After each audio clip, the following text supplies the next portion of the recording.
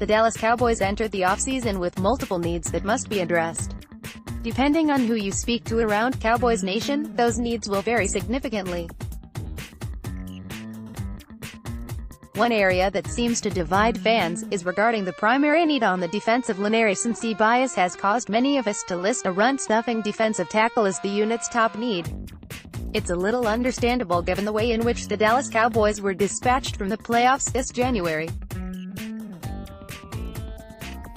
In the divisional round, the Los Angeles Rams ran all over the Dallas D, totaling 273 rushing yards on 48 carries for a back-breaking 5.7 YPC.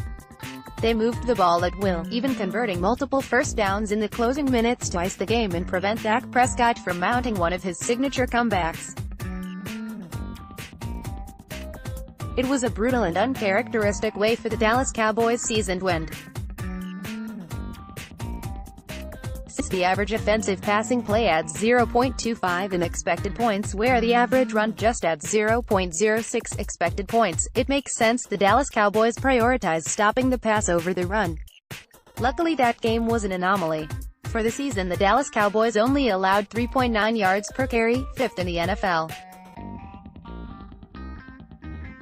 Led primarily by Antoine Woods at the one technique, they effectively shut down opposing running games all season long. And that's Rod Marinelli's style. Every year he brings in a collection of orphan players and turns them into a highly effective unit. Last season was just another example of it. The defensive line positions the Dallas Cowboys like to invest in are the ones that penetrate. The edge rushers and the under tackle are the pass rushers on this defense and the ones the Cowboys are likely to invest in. Since the average offensive passing play adds 0.25 in expected points where the average run just adds 0.06 expected points, it makes sense the Dallas Cowboys prioritize stopping the pass over the run. It doesn't exactly explain Dallas' primitive run-heavy offense, but that's a topic for another day.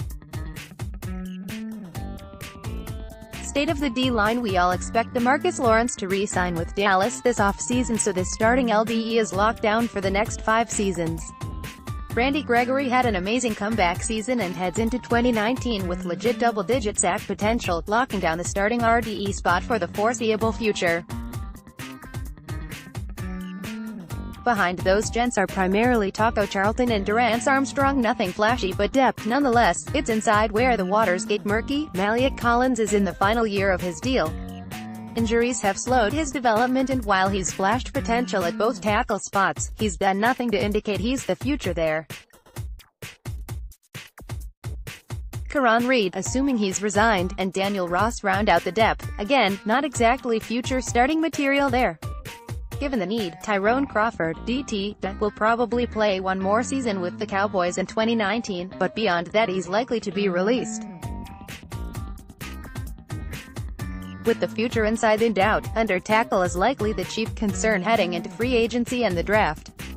Years of data tell us Rod Marinelli will make the one-tech DT work with whatever parts he can find laying around, plus Woods is still under contract, but given the importance of the under-tackle position, and the growing need at under-tackle, a need that's only going to get bigger next season, it's the obvious choice for upgrade this offseason.